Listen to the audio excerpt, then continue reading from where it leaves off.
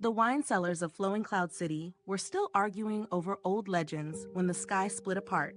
At dawn, the streets smelled of fried dough and fresh steam buns, and Old Man Ceng once again swore that an immortal had once drunk from his family's wine 1,000 years ago. No one believed him, until ripples swallowed the heavens and countless cultivators descended like burning stars across planet Suzaku. But these were not wandering immortals seeking fortune. The palaces of the Thunder Celestial Temple darkened the sun itself. Coffins drifted through the sky.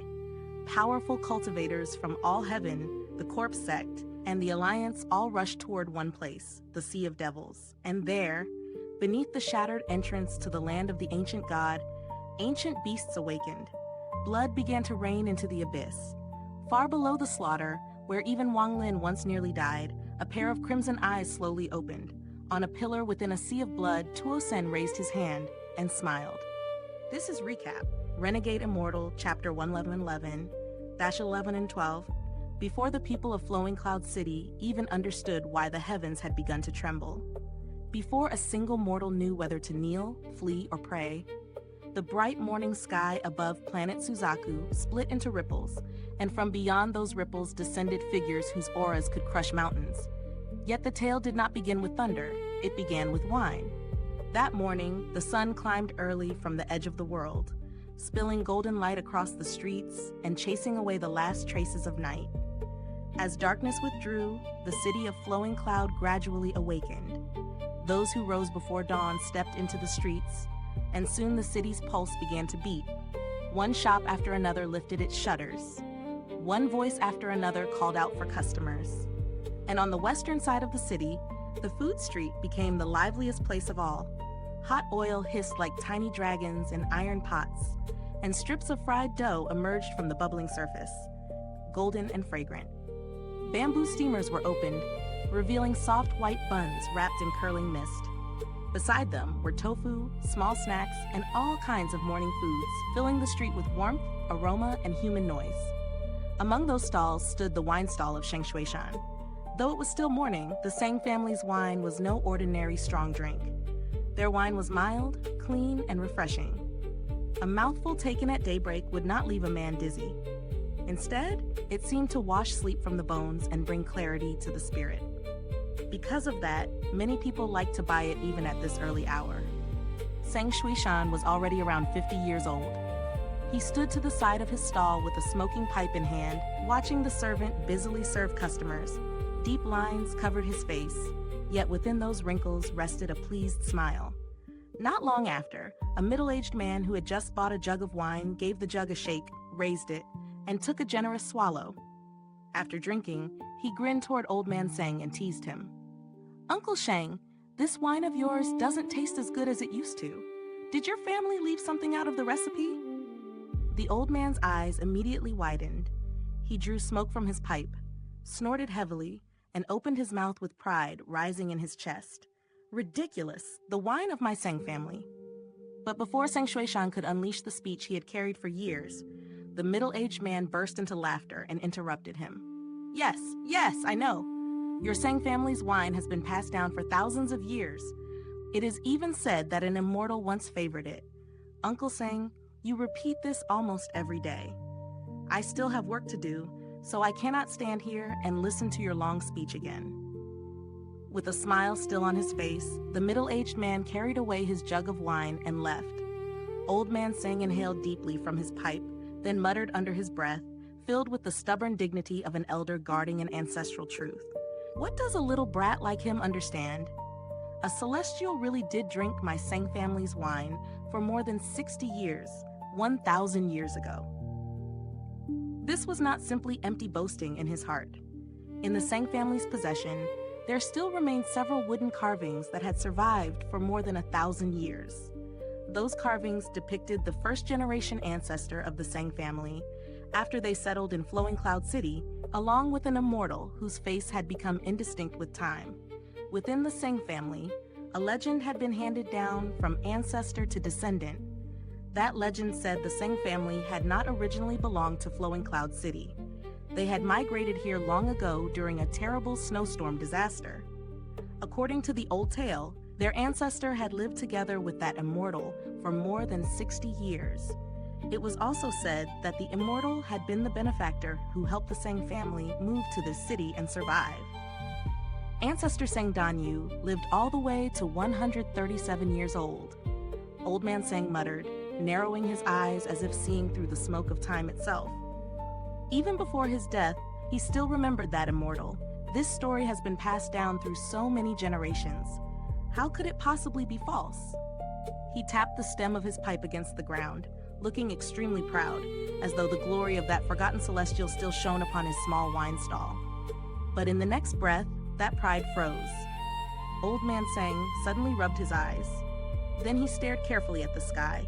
His mouth slowly opened wide. A moment earlier, the heavens had been perfectly clear, and the sunlight had shone brightly over Flowing Cloud City.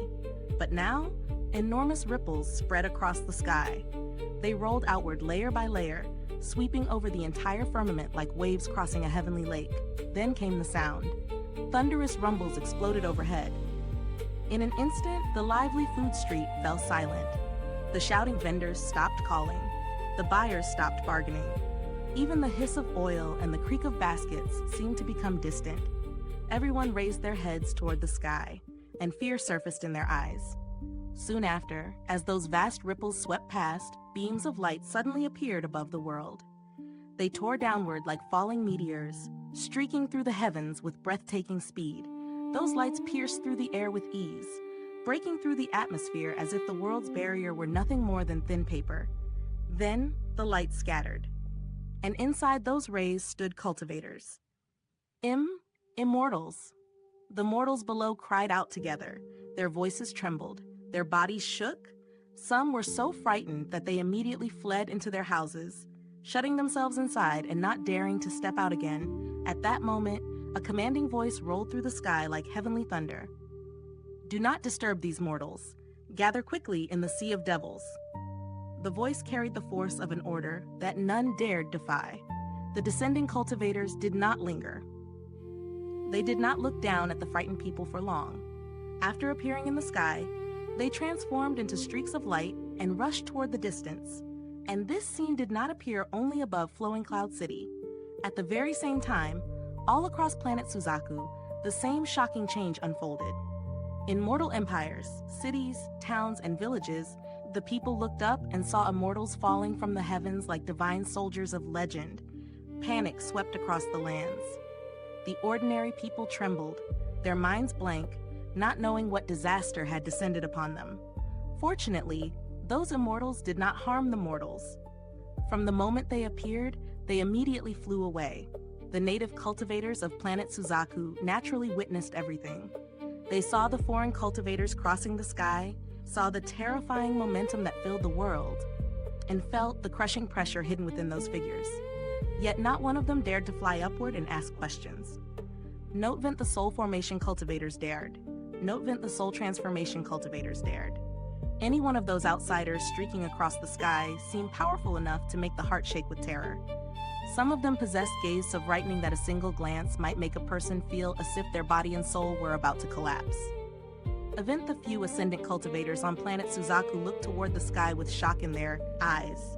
Jowatai's expression became dark and heavy. Among the cultivators flashing overhead, only a very small number were people he felt he could possibly confront.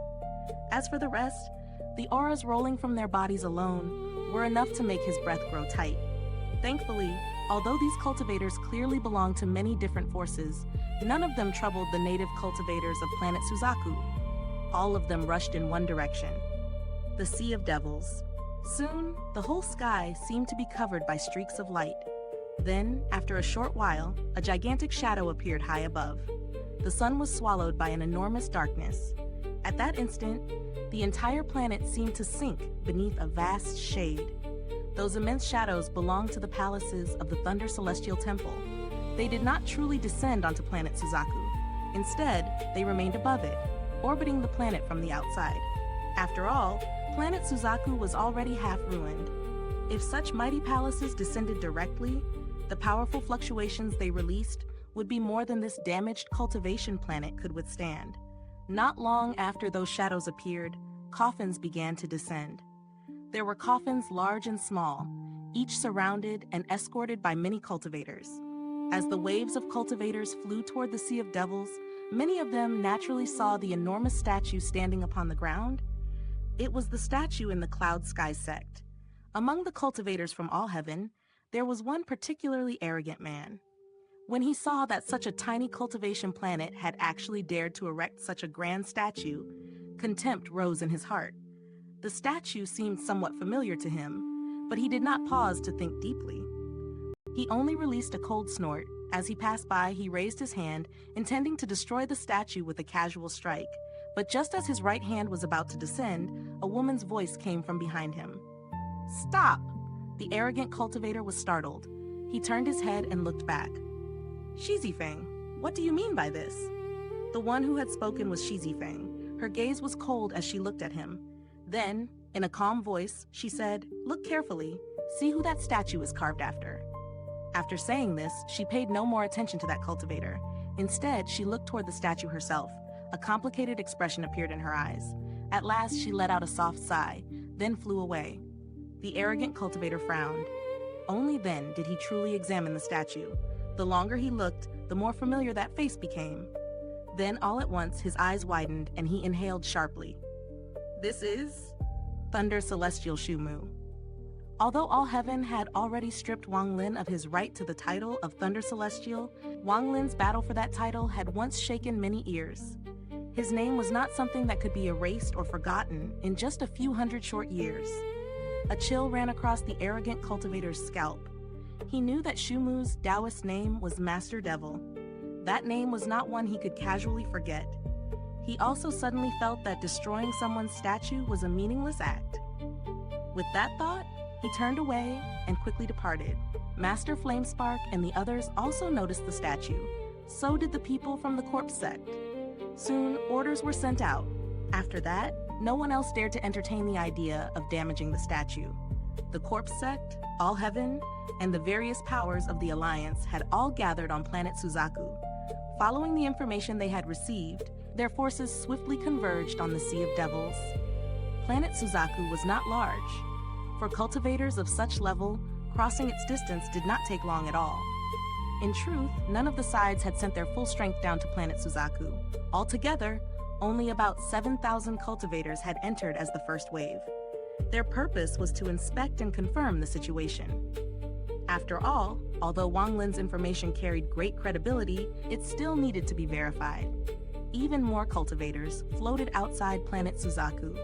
They remained in their separate groups, waiting for news from the first wave below. As for the restrictions blocking the path toward the land of the ancient god, they were nothing in the eyes of these cultivators. Like blades cutting through mist, they charged forward without hesitation. They passed through every obstruction and arrived beyond the chaotic broken stars.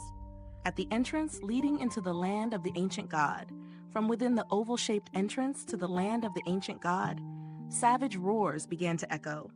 The first trial to enter that ancient land had once been a dark abyss filled with floating boulders. But now, at this moment, those boulders all collapsed. In the darkness, pairs of fierce eyes lit up one after another. This was the very place where Wang Lin had nearly lost his life. It was also the place where the Thunder Toad had appeared. But now that abyss was filled with countless ferocious beasts. They waited in silence, like hungry shadows crouched beneath the earth. The roars continued to surge from the oval entrance in the Sea of Devils, the passage that led into the land of the ancient god. The cultivators gathered nearby paused for only a brief moment. But they did not stop. One after another, they stepped into the oval. The moment the first cultivators appeared inside, a beam of red light shot upward from the bottom of the endless abyss. Just as one cultivator was about to move, a streak of red lightning flashed from below and struck his body. He trembled violently. For one brief instant, his body went numb and still, and that single instant was enough. A red shadow closed in with terrifying speed. It was a crimson python, nearly 10,000 feet long. Its massive body twisted through the abyss like a river of blood given form. In one motion, it swallowed that cultivator. That strike became the signal. The slaughter had begun. Countless ferocious beasts erupted from the darkness. They charged at the cultivators entering the abyss, and in the blink of an eye, a brutal life-and-death battle unfolded. Blood fell like rain through the abyss. The scent of death spread. The falling blood awakened the savage nature of the beasts, making their roars even more frenzied. As the battle continued, the waves of origin energy released from countless clashes gradually spread deeper and deeper into the abyss, reaching places even Wanglin had never explored. Far below, in that hidden darkness, two blood-red eyes slowly looked upward at the cultivators fighting above. At the same time, deep within the land of the ancient god, inside the sea of blood, the red-haired Tuo Sen sat upon a pillar. His finger dragged across the ground, producing a harsh, grating sound that seemed to scrape against the bones of the world itself. Slowly he raised his head. A smile appeared on his face. Then he lifted his right hand and mercilessly clenched it. The blood sea had already begun to churn. But when that unseen hand seemed to seize the very laws of the world, the entire Crimson Ocean went mad. Waves rose like mountains of slaughter. The boundless sea of blood thundered beneath the heavens, releasing a roar so vast it seemed capable of shaking ancient stars from their thrones. Beside Tuo Sen, the blood-colored sky suddenly warped. It was as though some sealed power, buried beyond the ages, had finally found a crack in fate itself. Space twisted, groaned, and then tore apart. A dreadful fissure ripped open across the heavens. It stretched for more than 100,000 feet, like a wound carved across the face of the world. From within that wound surged a killing will that had been imprisoned for countless years. Now, for the first time, it was allowed to breathe. And the moment it did, even the endless sea of blood trembled. A crushing pressure rolled out from the enormous rift. The once raging blood sea was forced back as though it dared not approach. Bolts of lightning burst forth in violent clusters, coiling and flashing around the torn open sky like heavenly chains. Tuo Sen slowly lifted his head. On his face appeared a cold, savage cruelty. Then his voice rang out over the scarlet world. Treasure of the royal clan, god-slaying spear, by the name of Tuo Sen, descend! The instant his words fell, thunderous howls erupted from inside the crack. Lightning flared. The void shook. Then, from the depths of that torn heavens, a streak of red radiance shot forth, rushing straight toward Tuo Sen's right hand. Tuo Sen reached out and seized it. For one brief moment, that red light struggled violently, as though even it did not wish to be bound. But beneath Tuo Sen's grasp, its resistance was crushed. The radiance solidified, transforming into a crimson spear 1,000 feet long. Lightning arced across its body. Its aura was beyond imagination. It was not merely a weapon. It was a royal ancient god treasure, a spear born for slaughter, a spear whose very existence seemed to declare war on heaven and earth. Tuo Sen held the god-slaying spear. A bloodthirsty grin spread across his face. Then, without the slightest mercy, he hurled it. The moment the spear flew, the blood-red world erupted with a heaven-shaking blast. The god-slaying spear tore through the sky, and the entire firmament looked as though it might collapse beneath its passing. Once it pierced out of that scarlet realm, its speed became even more terrifying. Like a crimson dragon of death, it ripped through location after location within the land of the ancient god. It did not pause. It did not slow. It drove onward until it reached the abyss. Its speed was so fearsome that even cultivators at the Nirvana Shatterer stage would feel their souls tremble before it. In an instant, the red flash appeared in the battlefield, rushing like a murderous dragon toward the cultivators who were locked in combat against the fierce beasts.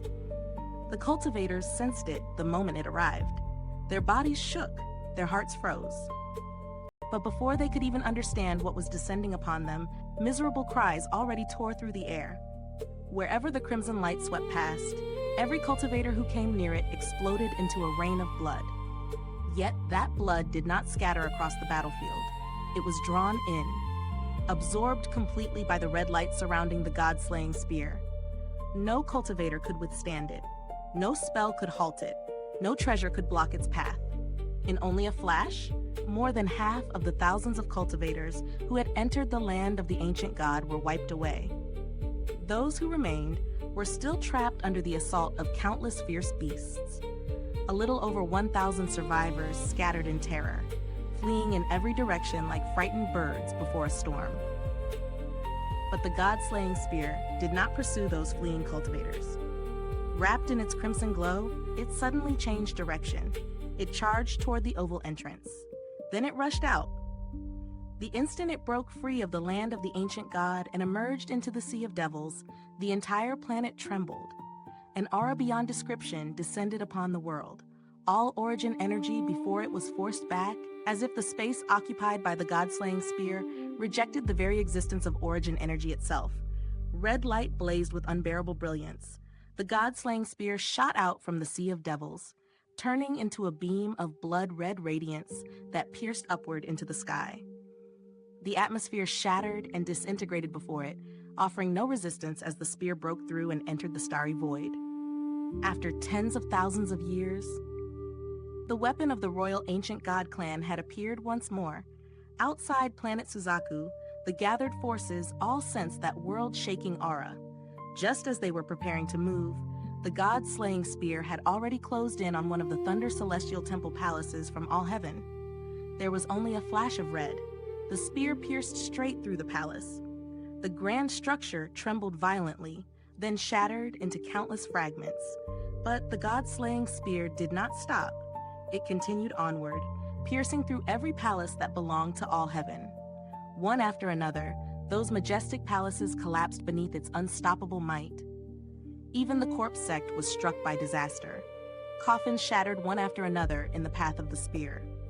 The corpse puppets within them, beings refined through sinister arts and preserved by deathly power, were reduced to dust before they could even emerge. The Alliance forces were also thrown into chaos. The god-slaying spear cut through the crowd, and wails of agony echoed across the starry battlefield. Anyone who drew too close to its crimson light was instantly slain. Among those who fell was an old woman from the Alliance. She was a Nirvana Shatterer cultivator. Relying on her early-stage Nirvana Shatterer cultivation, she believed she could at least delay the god-slaying spear for a breath. She raised her power and unleashed a spell, pouring her cultivation into resistance. But the god-slaying spear treated all divine abilities as if they were nothing. It ignored the spell completely. Then it pierced directly through her chest. The old woman lowered her head in disbelief, staring at the hole torn through her body. Her eyes were filled with shock, as if she could not accept that her cultivation, her spell, and her life had all been so easily broken. A moment later, her body collapsed. Even her origin soul scattered and vanished. Master Flamespark's pupils contracted. He moved at once, flying out alongside the other elders. At the same time, the Corpse Sect also sent cultivators forward to attack the god-slaying spear. Yet just as those cultivators were about to make their move, the god-slaying spear suddenly turned back.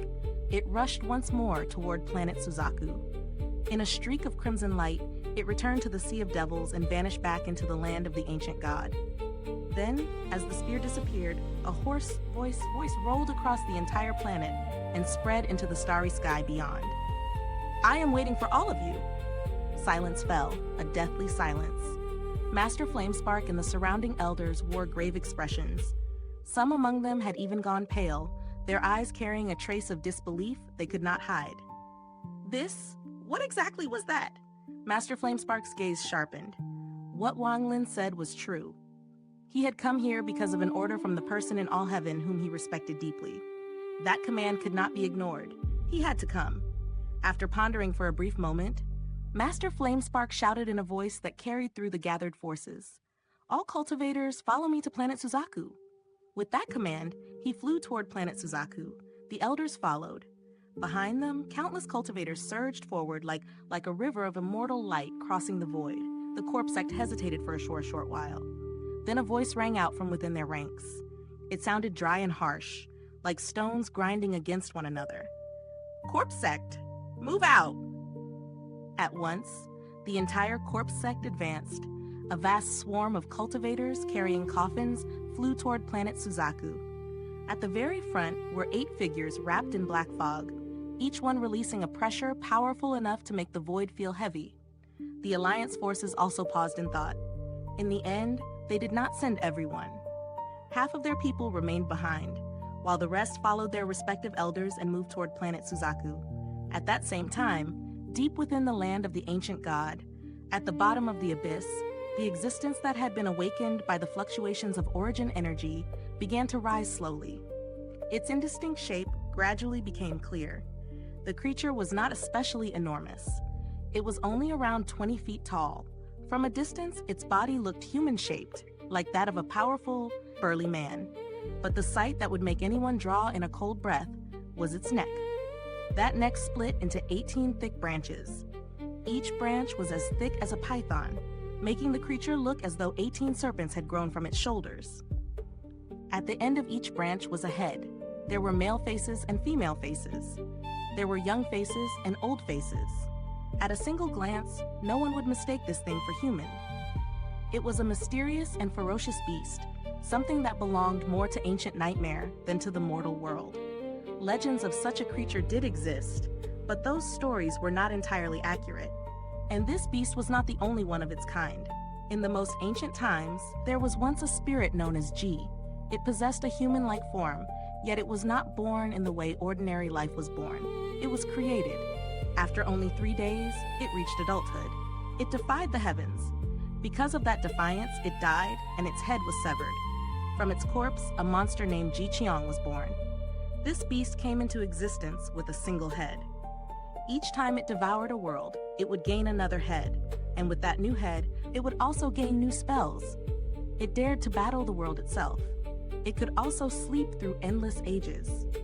While terror stirred within the land of the ancient god, another place seemed almost peaceful by comparison. Inside the Rain's celestial realm, aside from the cracks spreading across the sky and the constant trembling of the earth, everything appeared calm. Yet this calm was only an illusion. The cultivation levels of Wang Lin and the people with him had already surpassed what the Rain's celestial realm could bear. The moment they entered, one of the fragments collapsed outright, creating a massive suction force that began pulling the nearby fragments closer. Wang Lin stood at a high place, gazing over the familiar fragments of the Rain's celestial realm. His eyes shone with memories. Scenes from the past rose within his mind. Following those memories, he gradually located the fragment where he had once heard that cry for help. Around him stood several dozen people. All of them looked toward Wang Lin. For this mission, the mission to rescue the Azure Dragon Divine Emperor, they had no choice but to follow his lead. After all, he was the Vermilion Bird Divine Emperor. More importantly, only Wang Lin knew where the Azure Dragon Divine Emperor had been trapped. Wang Lin moved. With a thunderous rumble, he charged downward. No one hesitated. The others immediately followed after him. They could not remain in this place for long. If they did, the Rain's celestial realm would collapse on a wide scale. When that happened, forget rescuing the Azure Dragon Divine Emperor. Even saving Qing Lin would become impossible. Because of that, they had to move quickly. Everyone present understood this. Wang Lin's speed was swift, but he did not unleash his full power.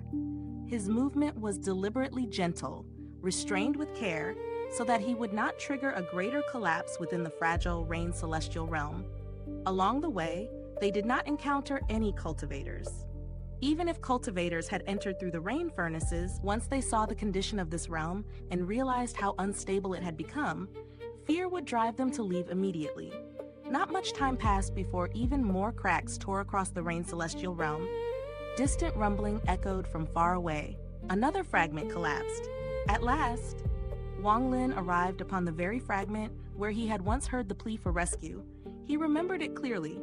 The cry for help had come from a mountain shaped like a lock. After landing on the fragment, his divine sense swept outward. In an instant, he found that mountain, about 5,000 kilometers away. Wang Lin immediately flew in that direction. Closer, closer still. Behind him, the elders of the Azure Dragon Divine Sect could no longer hide the excitement rising in their hearts. They had waited far too long for this day. Yet the greater their expectations became, the more terrified they were of disappointment. At this moment, worry filled their hearts. Even their Tao hearts began to tremble, becoming unstable beneath the weight of hope and fear. A moment later, the lock-shaped mountain appeared before everyone's eyes. Wang Lin raised his hand and pointed ahead.